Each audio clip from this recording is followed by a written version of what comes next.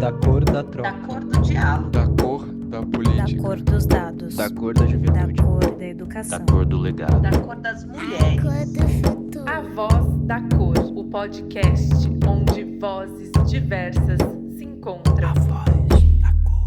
Olá, ouvintes! Sejam bem-vindas, bem-vindos e bem-vindes a mais um episódio do A Voz da Cor. Eu sou o Thales Nota, um homem negro de pele clara, com cabelo cacheado. Agora eu tô tentando inventar um mullet aqui, um cabelo um pouco mais cacheado na frente, com uma franja, e uma queda um pouco maior aqui próximo dos ombros. E hoje nosso podcast vai debater sobre a atuação das organizações que, como da cor, atuam na agenda antirracista, para falar sobre a importância da equidade racial na educação e da participação dessas organizações negras para a proposição de políticas públicas voltada para o combate ao racismo e redução das desigualdades. Para conversar com a gente hoje, recebemos nossos parceiros dos institutos Gueto e Odara. Começando por ela, Yasmin Gonçalves, ativista, escritora, licenciada em História e coordenadora do Programa de Educação na Odara, Instituto da Mulher Negra, mestre em História da África, da Diáspora e dos Povos Indígenas pela Universidade Federal do Recôncavo da Bahia.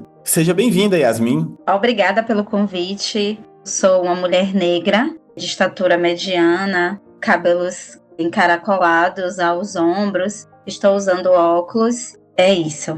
Deixa eu apresentar o recifense Jackson Almeida, especialista em políticas educacionais, com mais de 10 anos de experiência no campo da educação básica e mestre em gestão do desenvolvimento local sustentável pela Universidade de Pernambuco. Ele já atuou tanto no setor público quanto no setor privado e hoje está no Instituto Gueto como gerente de políticas educacionais e advocacy. Seja muito bem-vindo, Jackson. Olá, ouvintes, um prazer estar aqui. Muito feliz por essa oportunidade da gente também compartilhar conhecimentos, ampliar repertório. Eu sou um homem preto, de cabelo black no topo, mas não tanto para os lados, mas para cima. Tenho uma barba longa, sou um homem de estatura alta e ansioso para as nossas trocas aqui. Então, maravilha, assim, acho que é uma coisa que é sempre bom a gente ajudar o ouvinte a situar como que a gente chegou aqui, né? Porque ele de repente liga aí o episódio e a gente tá falando sobre educação e por que essas pessoas estão aqui, né? Então eu queria já começar, Yasmin, como que você chegou nessa pauta da equidade racial, da educação, do letramento racial? Em que momento isso atravessou sua vida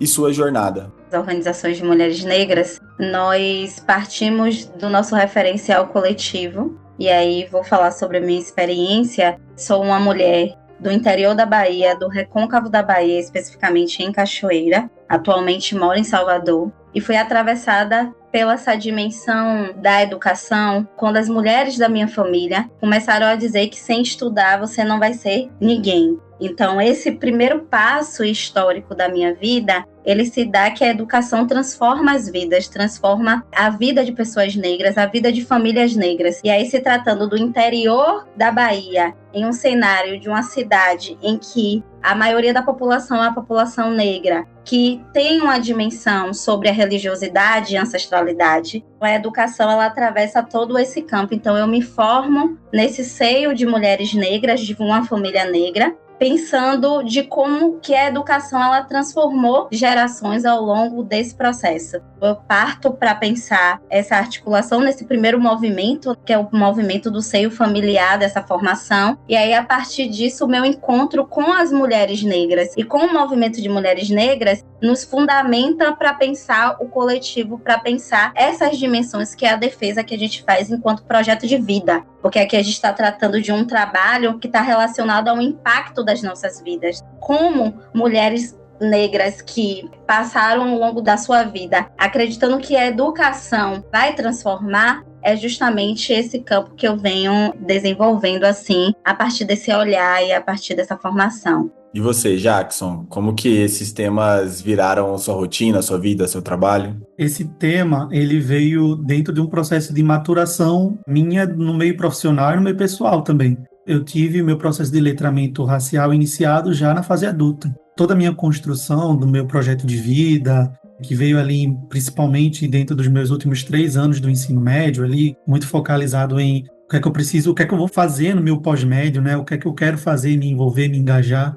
e eu sabia que era a educação. Então, desde sempre foi a educação o espaço onde fez o coração bater mais forte. Quem tem essa iniciativa de olhar para a educação como parte da atuação profissional e pessoal, em certo momento vai se cruzar com a pauta da equidade. Não tem um outro caminho. Sempre vai haver ali um momento onde as trajetórias de quem está inserido na educação se deparar com a equidade, com as desigualdades, com a questão dos dados que mostram as fragilidades da população preta, parda e indígena. Foi a partir desse momento, desse espaço, desse meu processo de ampliação de atuação na educação, que acabei me deparando ali com algumas informações, dados, olhar para si mesmo, né? E aí eu disse, opa, eu acho que existem alguns pontos que eu preciso me aprofundar, conhecer sobre a minha ancestralidade, entender por que algumas coisas são tão desiguais, porque algumas portas, para mim e para os meus semelhantes, são tão trancadas, que a gente quer passar essas portas, e elas estão trancadas para a gente. Então, algumas dúvidas, inquietações e maturação da atuação na educação me fizeram chegar nessa pauta que hoje, para mim, é tão basilar dentro do meu compromisso, do meu projeto de vida de me envolver enquanto especialista em políticas educacionais. E hoje esse assunto desemboca aqui, né? Então, três trajetórias, estamos muito felizes aqui, porque o DACOR está muito ativo nessa discussão também. No nosso site do DACOR, para o nosso ouvinte, a gente tem um mapa completo sobre os dados mais recentes de raça envolvendo a educação, de forma geral. A gente conversa com muita gente aqui. E aí, nessas conversas que a gente faz, sempre vem os educadores e dizem, gente, depois da pandemia, depois dessa explosão aqui da tecnologia, tudo mudou muito. Então, se antes falar sobre raça, falar sobre educação antirracista já era muito complexo, fico tentando imaginar os desafios de hoje. E aí, queria conversar com você primeiro, Yasmin, para saber um pouquinho sobre o trabalho da Odara e como é que tem sido essa atuação junto a políticas públicas em equidade racial. Muito bom, assim, estar aqui com vocês conversando, trocando essas ideias. E a incidência política é uma dimensão central do trabalho do Odara, né? Historicamente, o movimento de mulheres negras ele tem disputado esse campo. E aí nós entendemos, enquanto organização, que transformar a educação exige disputar políticas públicas, produzir conhecimento, fortalecer os territórios e garantir que mulheres negras, meninas e as juventudes acessem, debatam e qualifiquem todas essas políticas. E aí eu vou trazer um ponto, é que nós atuamos na incidência sobre políticas públicas e equidade racial no enfrentamento das violências, participação política, direito das mulheres negras. E na área de educação, onde além das nossas incidências, ela parte da formulação dessas políticas, também atuamos nesse monitoramento e na defesa do que foi conquistado pelo esse movimento social. Eu gostaria de demarcar, no entanto, que a nossa atuação política não se limita a essas políticas existentes, porque a gente trabalha principalmente a partir das lacunas deixadas pelo Estado, criando estratégias, metodologias, redes, articulações e respondendo às demandas que ainda não foram plenamente incorporadas pelas políticas públicas. Nos últimos anos, nós ampliamos nossa atuação nacional. E aí, o que é que a gente quer dizer com isso? A nossa articulação coletiva, especialmente junto às organizações de mulheres negras do Nordeste e da Amazônia, ampliou uma rede chamada Fórum Levantes Negros pela Educação. Com isso, tivemos uma participação muito ativa nos debates sobre o Plano Nacional de Educação e na implementação da Política Nacional de Equidade e Educação para Relações Étnico-Raciais e Educação Escolar Quilombola, que é a PNERC, com o coletivo PN Antirracista também, articulando essas organizações, pesquisadoras, educadores, movimentos sociais, para defender que o novo PNE, naquele momento, incorporasse metas, estratégias, indicadores que fossem capazes de enfrentar esse racismo estrutural, garantindo o direito à educação dessa população negra. Trazendo para nossas construções também, construímos algumas incidências com essas articulações e destacamos algumas ações coletivas, como o Seminário Nacional Levantes Negros pela Educação, audiências públicas no Senado Federal.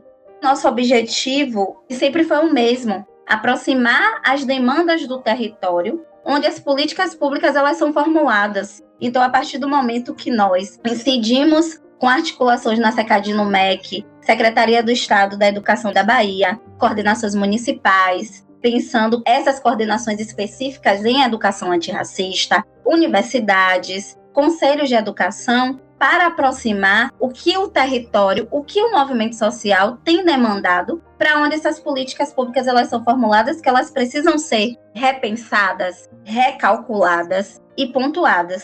Mas acreditamos também que a incidência também ela acontece no cotidiano das escolas e dessas comunidades que atuamos. E aí é por isso que nós investimos na formação política de meninas, adolescentes e mulheres negras por meio da atuação da Escola de Ativismo e Formação Política Beatriz Nascimento. Também temos uma ação chamada Projeto Ayomide Odara e temos um mais recente que é um projeto Alumiar, que fortalece a alfabetização de crianças quilombolas. Acreditar nessa forma de incidência para pautar políticas públicas a partir desses agentes e dessas articulações é justamente a gente entender que o nosso campo político está articulado nessa incidência coletiva. Organizações de mulheres negras, organizações também do movimento negro, como essa articulação do coletivo PN antirracista, assim como Levantes Negros, nos fortalece para entender essas dimensões em rede para pautar essas políticas públicas e reformulá-las, né? Primeiro, parabenizar você e o Instituto Odara. Muita coisa sendo feita. De todas essas conversas e tudo isso que vocês têm feito, no final ajuda muito para que esse plano represente essas pessoas, né? Para que essas meninas que estejam representadas nesse plano, estejam participando dessas audiências públicas ou todos esses coletivos, para que quando saia, o que sair, tenha ali também algo que contemple todas essas pessoas, né? No Odara, nós acreditamos que a transformação da educação, ela acontece quando a gente consegue conectar a partir da nossa articulação, né? Território, movimento social, poder público, e construir essas políticas educacionais é também fomentar a formação dessas meninas. A nossa população precisa sonhar, então os nossos projetos são imersos de sonho de meninas negras e de meninos e de crianças negras. Então, pautar as políticas públicas e fortalecê-las e reformulá-las e trazer para o centro do debate é também entender que a partir do momento que isso acontece, nós precisamos articular com um lema que é o lema do movimento de mulheres negras, hoje, que é sobre reparação e bem viver. Não construiremos uma sociedade de bem viver sem que as políticas educacionais elas andem juntas. As políticas públicas elas são fundamentais. Os nossos projetos pautam politicamente essas ações a partir dos nossos públicos. As meninas, as Ayomide Odara, as nossas Ayós, que significa a alegria chegou. Quando a gente coloca o nome Alegria Chegou, Ayomide, é como essas meninas, através dessa alegria de criança, que sonha, que elabora, que impacta na vida das pessoas, elas podem também impactar na política pública dos seus territórios. Temos uma forma de pensar o mundo e de estar no mundo que as meninas precisam ter um mundo melhor para elas. Então, é nesse sentido que a gente tem feito articulações. E uma das ações principais desse movimento de mulheres negras que foi pensado e gestado pelo Odara é o Julho das Pretas nas escolas, e o Julho das Pretas, que é a nossa grande agenda. É importante trazer também essa dinâmica e essa informação. É uma estratégia que diz respeito de todas as meninas negras, as mulheres negras, que estão em ação no Brasil e na América Latina. O Julho das Pretas hoje se tornou uma agenda global. A gente articula centenas de atividades em escolas em todo o país. Promovemos debates sobre reparação, bem viver, raça, gênero, território. E, ao mesmo tempo, nós mobilizamos estudantes e educadoras. No ano de 2025, nós articulamos a construção da segunda marcha de Mulheres Negras por Reparação e Bem Viver, que foi uma articulação nacional para que a gente pensasse essa dimensão das escolas, das educadoras, para pautar uma educação que paute o enfrentamento ao racismo. E agora, no ano de 2026, nós temos 288 atividades inscritas na agenda global desse julho, em 128 escolas e espaços de formação, nas 5 regiões do país, realizadas em 21 estados. Então, esse é um resultado bacana para mostrar e para trazer e evidenciar sobre o que o movimento de mulheres negras está construindo ao longo desse tempo, né? São anos de reformulação. E é estar na escola, né? Você falou que se tá bom pra ela, que você vai fazer de tudo pra tá bom pra essa menina, né? E eu me lembro um pouco aquela frase, se tá bom pra ela, se tá bom pra essa menina negra, vai tá bom pra praticamente todo mundo, né? Conta um pouco pra gente então, Jackson, como que o trabalho do Instituto Gueto contribui pra essa construção de uma educação mais antirracista, né? E uma educação também mais voltada ali pro bem viver. toda a contribuição que Yasmin trouxe é uma fortaleza muito grande para o que também a gente ancora as nossas práticas, né? Precisa fazer sentido para todos os estudantes, né? Em especial as estudantes, né, negras, quando a gente olha para os dados, pegando o recorte de gênero, que são exatamente as que mais são afetadas em vários processos de descontinuidade da trajetória escolar, inclusive, como também em questões da aprendizagem. Então, toda essa abordagem justifica muito a nossa estratégia de focalizar as ações de advocacy em políticas educacionais com equidade, hoje na estratégia do gueto. Mas antes disso, acho que é importante trazer que o gueto nasceu lá em 2015, ainda enquanto iniciativa pela nossa liderança, que é o Vitor Del Rey, num formato olhando para a inclusão produtiva da população negra nas mais variadas possibilidades do mercado de trabalho, seja empreendedorismo, seja cursos profissionalizantes, seja no ensino superior, seja diretamente no mercado de trabalho. E aí, dentro do processo de maturação do próprio Instituto, né, principalmente quando se tornou Instituto ali em 2019, que ali foi vivenciando o processo de maturação institucional, a gente entendeu que, além das nossas atuações voltadas para a inclusão produtiva, que é a Escola Ponte para Pretos, que é uma iniciativa que traz uma série de trilhas formativas, apoio para a inserção produtiva, articulações voltados para a formação dessa população e preparação para as mais variadas atuações no mercado de trabalho, foi entendendo que precisava também uma atuação simultânea para todo o processo educacional vivenciado na educação básica, no sentido de que quando o jovem ou a jovem está em busca ali de uma transição para o mercado de trabalho, nessa inserção produtiva, ela vem de um acúmulo de desigualdades educacionais de toda a trajetória nas etapas da educação básica, que vem lá da educação infantil até o ensino médio. Então isso é, muitas das vezes, os espaços que contribuem para que algumas oportunidades não cheguem a essa população. Então vem daí a atuação cada vez mais fortalecida dentro do Instituto Gueto para trabalhar esse olhar intencional de um advocacy, ou seja, de uma incidência ou influência política com articuladores, tomadores de decisão, para que a gente consiga levar todo o acúmulo técnico qualificado que a gente vem investindo no sentido de análise de dados, revisão sistemática da literatura sobre algumas abordagens, fazer a intersecção de toda a política educacional para os aspectos de equidade. Um ponto importante, que quando a gente fala de equidade, alguns questionamentos vêm de que é apenas uma visão curricular, um aspecto formativo do professor. É central, é importantíssimo, mas também, quando a gente abre para equidade étnico-racial, a gente tem que ter um olhar sistêmico, integrado, associado ali quanto estratégico, pilar imprescindível e inegociável das abordagens de financiamento, de governança, de planejamento educacional, de formação de lideranças e gestores educacionais, no processo todo de formulação de política pública, na implementação, monitoramento, avaliação. Então, é amplo esse olhar e esse resgate para que a equidade entre num tópico definidor dessa estrutura e que, para isso, a gente consiga incidir em conjunto com as estratégias de inclusão produtiva. Muitas vezes, quando se fala e trabalha em política pública, já trabalhei do outro lado também no governo, a gente fala muito de ações que são feitas momentaneamente, né? Então, vou fazer uma campanha, vou fazer algo pontual. E como que eu consigo transformar a educação para que o propósito de ser antirracista esteja mesmo, né, na estrutura dela? E é muito difícil a gente fugir de não ser mesmo institucionalizar, né? Transformar em lei, em decreto,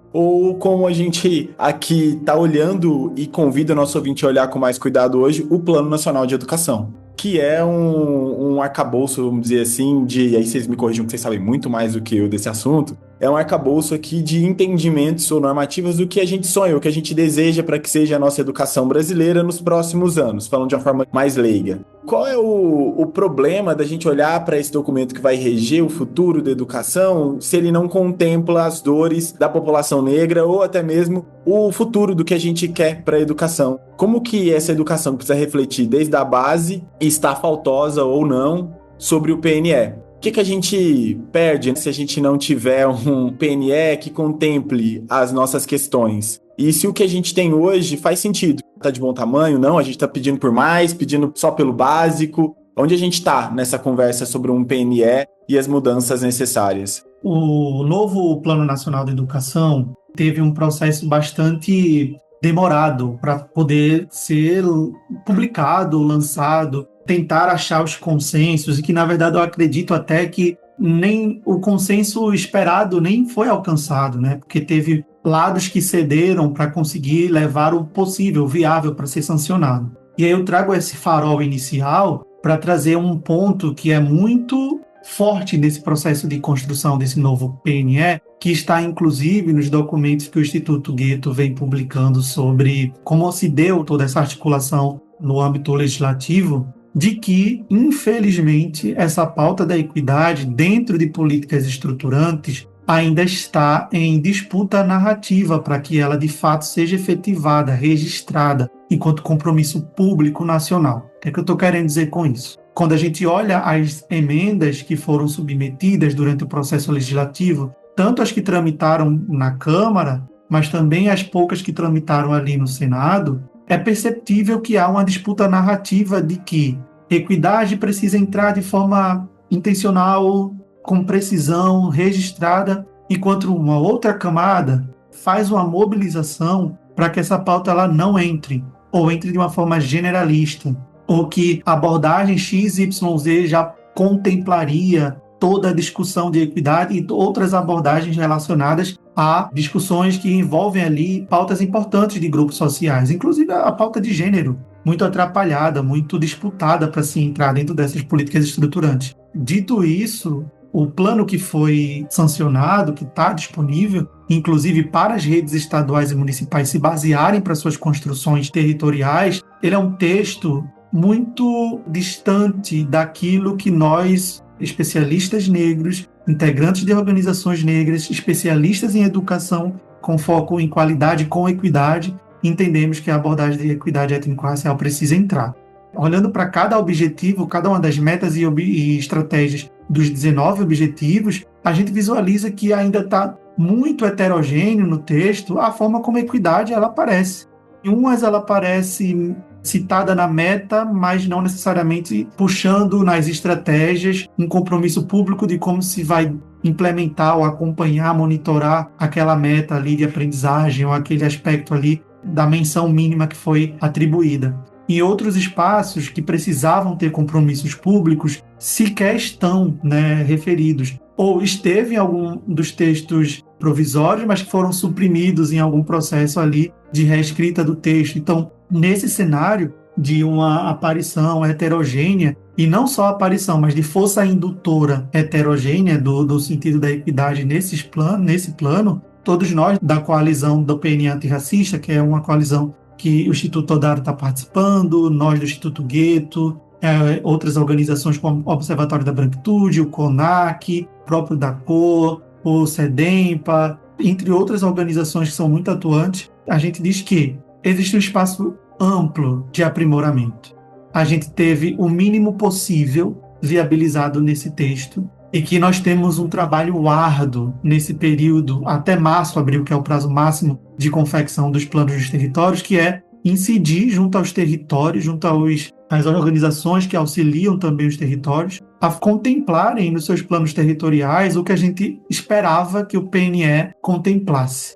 E aí vem a grande dificuldade também. A disputa narrativa também existe nos territórios. Mas aí fica nosso entusiasmo, mas ao mesmo tempo nossa angústia de que, infelizmente, a gente precisa convencer para poder fazer o endereçamento que merece. E às vezes a gente fala daquele exemplo, né? A gente esperava que viesse de cima, né? De alguma maneira, né? Da normativa federal, para que assim a gente conseguisse sentir um cascateamento. Agora, fazer um movimento de baixo para cima é mais complexo. É possível, mas ainda é mais complexo.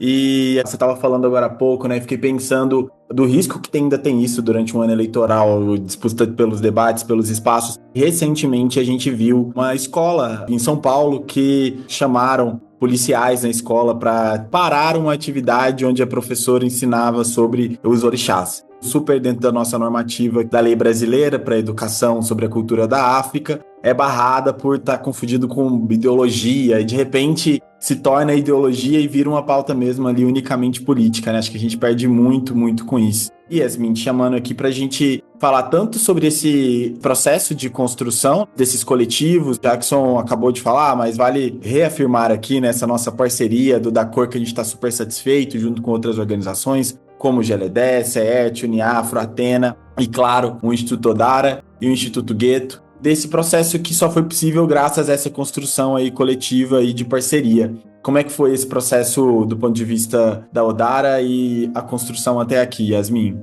Nós acreditamos que a principal importância da coalizão está na possibilidade de construir estratégias. E estratégias que são estratégias coletivas, articuladas e qualificadas. E nós entendemos que é uma articulação qualificada porque a gente acompanha e monitora a implementação do Plano Nacional de Educação ao longo dessa próxima década. Como o Jackson trouxe em relação a esse texto que não condiz com aquilo que os movimentos, aquilo que nós pautamos ao longo desse processo de atuação e de incidência, nós acreditamos que esse plano de educação ele reverbera alguns retrocessos. E reverberando retrocessos, uma coalizão como essa é de fundamental importância. Estamos falando de organizações que possuem trajetórias, experiências, campos de disputas distintos. Entendendo essa dinâmica, algumas organizações acumulam expertise na produção e análise de dados, outras na defesa de direitos de mulheres negras, outras no letramento racial, outras na educação quilombola, outra na incidência legislativa e na mobilização comunitária.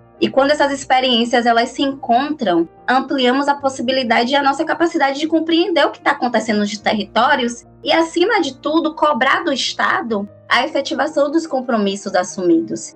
Compromissos assumidos e esse monitoramento e o monitoramento desse Plano Nacional de Educação que não nos contempla, em certa medida. Um aspecto muito importante é a troca permanente desses conhecimentos. Nem todas as organizações dominam temas de orçamento público, por exemplo, financiamento da educação, monitoramento de indicadores. E da mesma forma, nós temos organizações que atuam com dados, nem sempre possuem o mesmo acúmulo sobre as experiências das escolas, dos territórios quilombolas, e especialmente das meninas negras.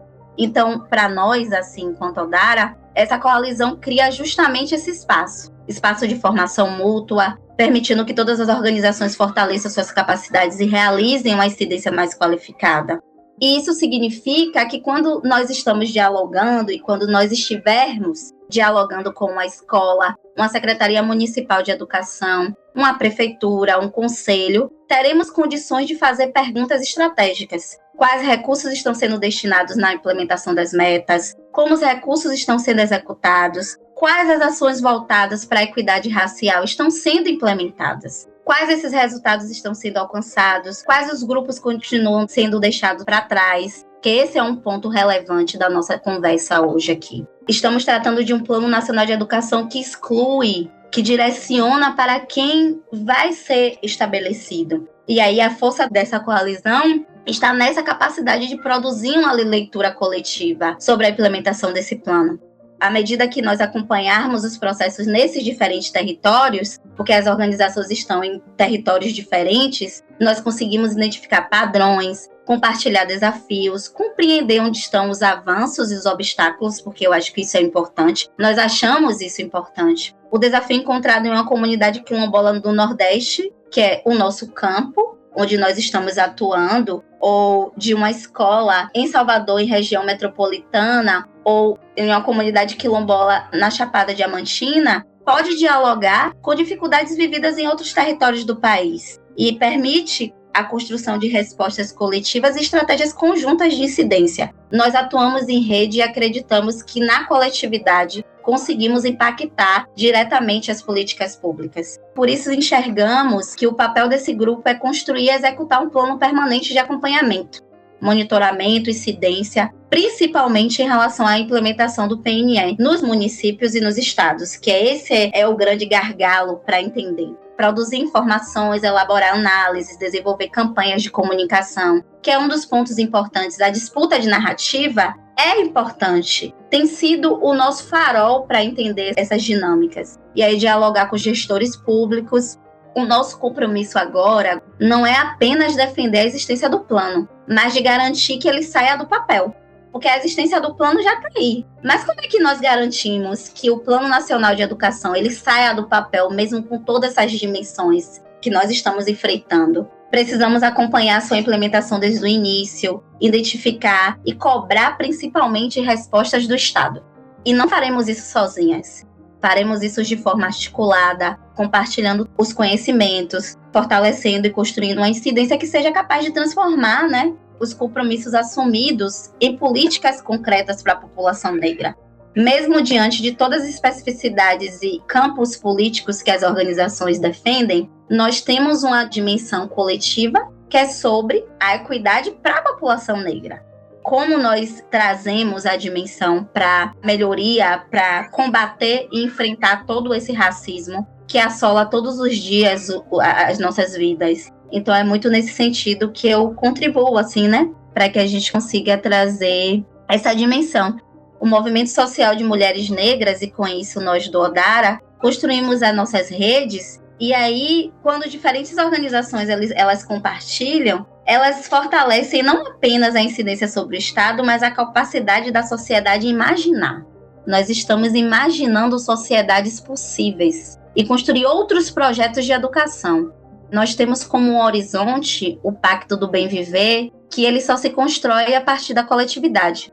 É entendendo essa dinâmica de uma coalizão que tem um potencial de se tornar um espaço estratégico de vigilância e dessa produção de conhecimento e de mobilização social. Falou da gente imaginar, aquela imaginação coletiva, para que tanto caiba mais coisas juntos, por estarmos imaginando junto, mas também ganha muito mais força. Fica o recado para mim, te ouvindo, Yasmin, que a gente precisa estar muito unido, Precisa estar muito unido enquanto instituições, muito de mão dada, para conseguir fazer essa implementação, apoiar essa implementação que vai ser muito desafiadora.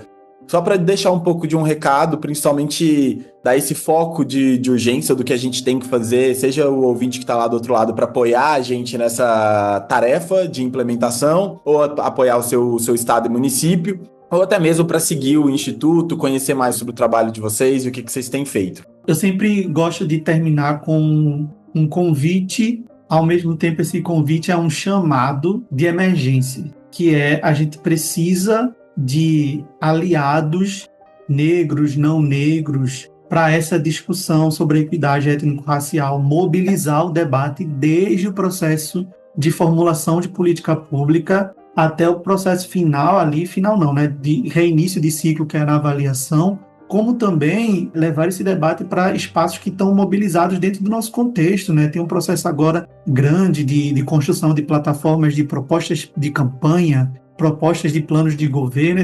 Essas discussões precisam chegar até eles. Então, quando eu venho e digo chamado, o convite / chamado de emergência, é de que a gente precisa pautar, precisa falar sobre isso. O óbvio precisa ser dito, principalmente nesse período onde o óbvio está recebendo insumos de dados, reforçando a emergência. Temos dados liberados pelo IBGE, agora recentemente, de 19 de junho, que trouxe dados alarmantes sobre a trajetória educacional da população negra no Brasil, que envolve analfabetismo até quem conclui, quem não conclui, quem nunca frequentou a escola, quem é que está, de uma certa forma, abandonando para trabalhar, enfim, muitos dados em relação a isso, e todos os dados, unanimemente, a população negra é a mais vulnerável.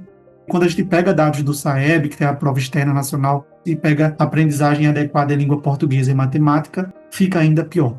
Por isso é uma chamada de emergência. Eu convido não só conhecerem as plataformas do Instituto Gueto, as discussões, as notas que a gente vem lançando, os espaços que a gente vem mobilizando, assim como do Instituto Odara e todas as organizações que a gente citou aqui, que faz parte do coletivo PN Antirracista, que atua com inúmeras outras frentes, interseccionando com a equidade. Convido vocês para conhecer cada um desses nomes que foram citados aqui, suas atuações, o que é que fazem, e busquem ali onde tem a maior afinidade a partir da sua atuação e proponha parceria. E quando eu falo parceria, não é unicamente apoio para a sustentabilidade financeira desses espaços, também é importante, mas é no sentido de como eu posso apoiar a mobilização da discussão, do debate nessas organizações, sobre a pauta de equidade, dentro do que eu faço, dentro do que eu vejo tal pessoa fazer. Então, a gente precisa se inquietar. Se você escutou esse podcast até esse momento e não está inquietado, alguma coisa você precisa refletir,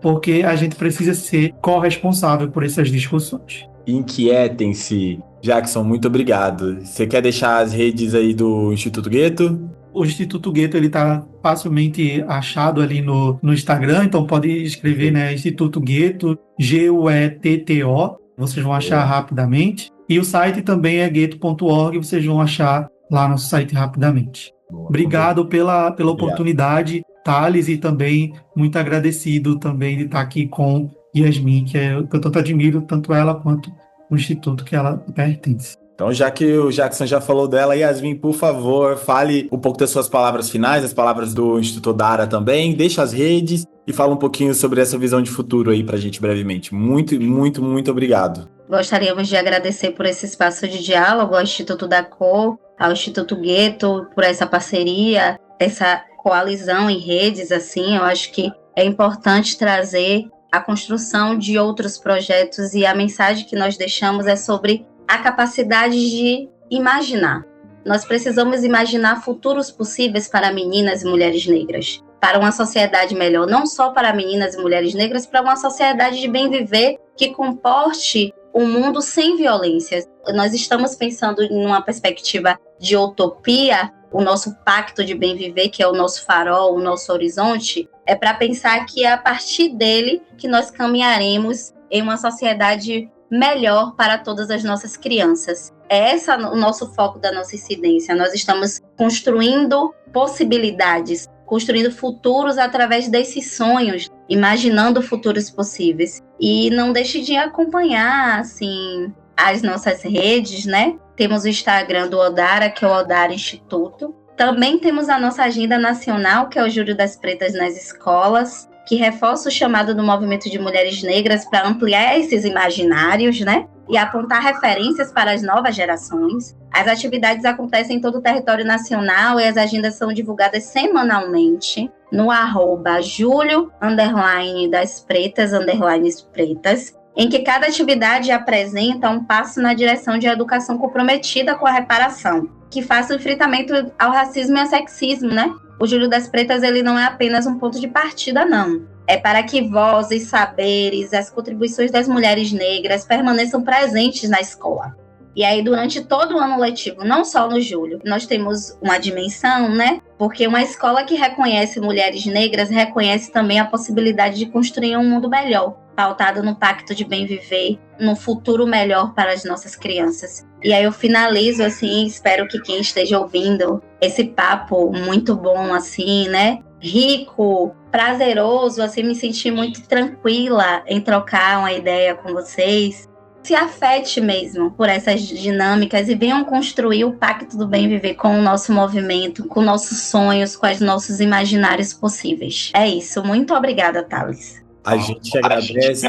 Daqui, então, ficamos com esse convite. O ouvinte fica com o convite daí. Temos um convite para vocês também depois voltarem em outros episódios, porque esse assunto acho que renderia vários outros papos. E este episódio fica por aqui, mas no próximo mês a gente tá de volta. Os episódios saem toda a última quinta-feira do mês, como vocês já sabem. E se você chegou por aqui agora, seja muito bem-vinda e bem-vindo. E fica o convite para você conhecer e maratonar os outros episódios no seu aplicativo de áudio favorito. A gente tá no Spotify, no Amazon Music, no Apple Podcasts, no Deezer e também no YouTube do Da Cor. Ah, e não esqueçam de seguir o @instituto_da_cor no Instagram e no TikTok para não perder nenhum lançamento dos próximos episódios e novidades do Da Cor. Interaja com a gente por lá e a gente gosta e responde tudo que vocês postam. Obrigado pela sua audiência e participação até aqui. A gente se encontra no próximo mês. O roteiro foi feito pela minha parceira Gabi, com pesquisa e apoio da Juliana Ribeiro e minha supervisão. A produção é de Ana Luísa França e a edição é do Léo Corta. Até a próxima!